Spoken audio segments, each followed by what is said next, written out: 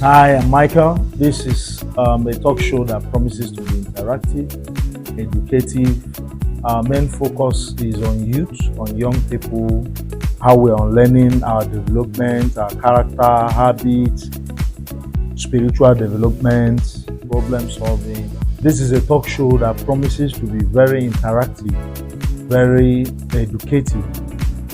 A lot of information will be passed on, from the guests that are coming.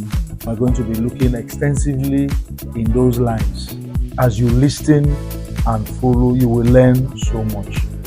I still remain your host, Michael, and this is 21st Century Talk Show. Thank you.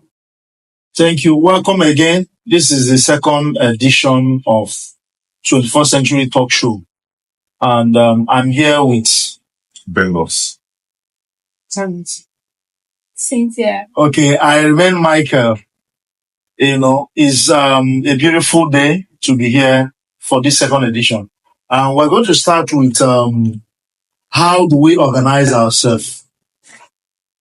What is self-organization?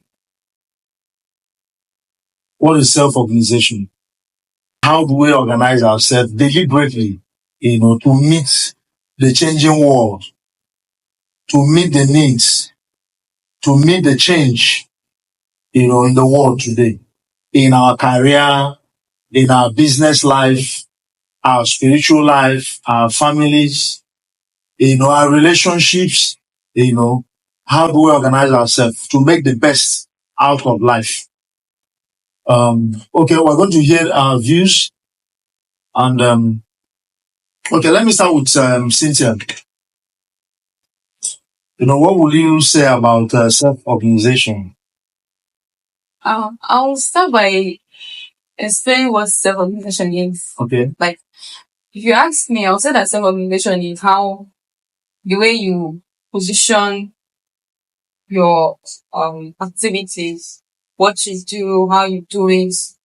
And one of the basic things that is very, very important about self-organization is being time conscious. Because time is money.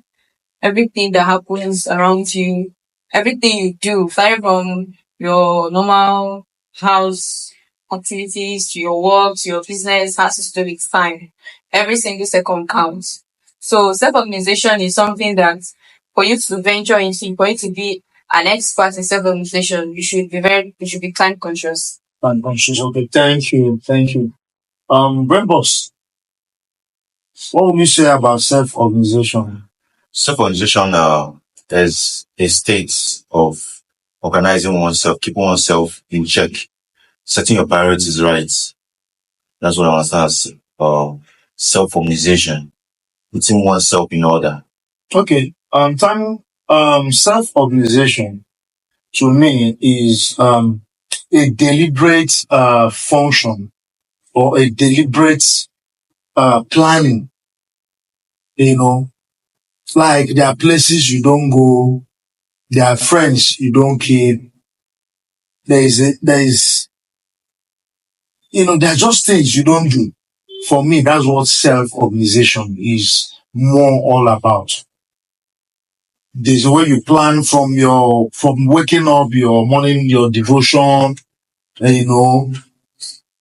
your prayers, your plan, your day-to-day activities, the places you go to, the friends you keep, the things that, you engage in, your engagement, your daily engagement, daily routine, that is planned to give you the best of each day.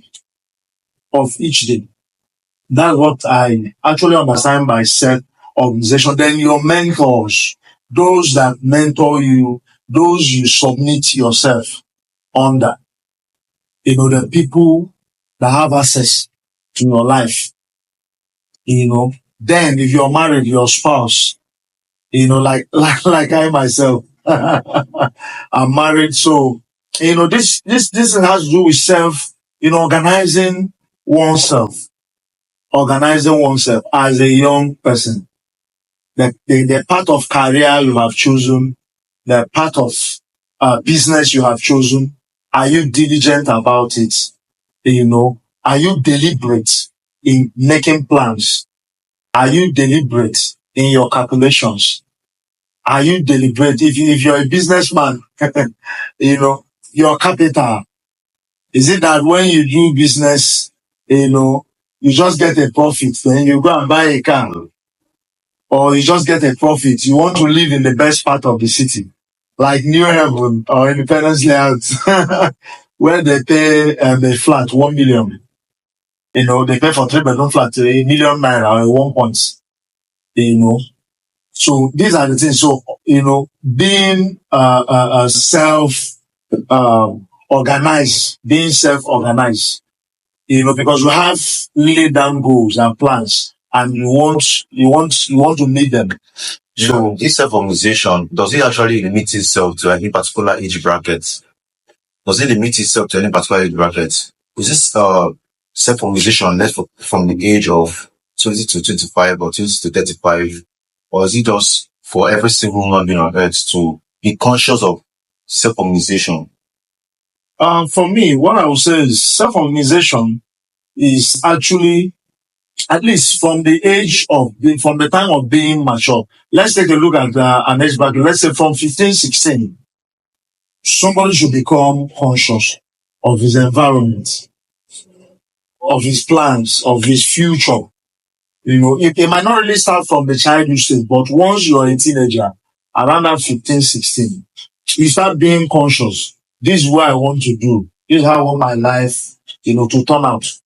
This is the direction I want to go to. This is what I want to marry. You can even come down at that. This is who I want to marry. You want to marry a politician. So you have to really start organizing yourself like that. Because you'll be in the public most times. You want to marry a pastor. You want to marry a bishop. So then you want to marry a businessman. You don't need much hand. You don't need much skills because you're not. You don't know the wife of Dangote. He's a businessman. He's not a politician. But if he's a politician, there are some cases that require the hand. There has to be a first lady. So the wife of Tinubu must be known. But who knows the wife of Dangote? She's not popular. Yes. There's it. So you see, those people who are businessmen, they are not always in the public glare. But the politicians are there. The pastors are there. You must know the wife of David Oyedepo. You must know the wife of so it's okay, you don't want to be seen, you just want to be coming down to self-organization, it has I think it should have a different way to follow it, or different pattern to follow it. For example, for youth in academics, I think you should hear from Cynthia. What are the patterns you should see in students from academics? The patterns of self-organizations. If you ask me, self-organization is no respect of age. Mhm. I mean, as long as you're a human being, it's part of the training that a parent should inculcate to the children. To be time conscious, like I said earlier. If you're time conscious, there is no way you will miss anything in life. This is time for eating, this is time for painting, this is time for studies, this is time for play, this is time for this. And you see that when you grow up with that idea, even in school, even in your business, you're not going to miss out. Now, when you come to the business aspect of self-organization, as a student, be it primary school, secondary school, high institution, especially the high institution, where you are needed, you need to put more effort, you need to do things mostly by yourself. You have to be self-organized. That's why I talked about self-conscious, being time conscious. Because if you're in school, no one is there to tell you, wake up, go to school, prepare for school. Read your books. Cook food. Make your food. Now go to market. Wash your clothes. So if you're time conscious, you see that you'll be able to do all those things without stress. Yes. He's waking up around 3 or 4 to do your readings or do your normal work. It's not going to be a problem for you. Understand? So it's very, very important to start from little to teach. Because they say train up a child in the way it should be. So you don't expect someone that didn't have that training to get at the age of 16. Yes. It's not possible. So because There's no way you let me do Expect a something. parent that doesn't have like one time conscious. Yeah, a parent that does not have, and it's the same thing. Well, When you don't teach a how child, easy could it be? How easy could it be for someone in secondary, in university to be time conscious? Whereas the lecture starts from 8 and the lecture is ending by 5 or so. How easy could it be for someone to be that time conscious in university?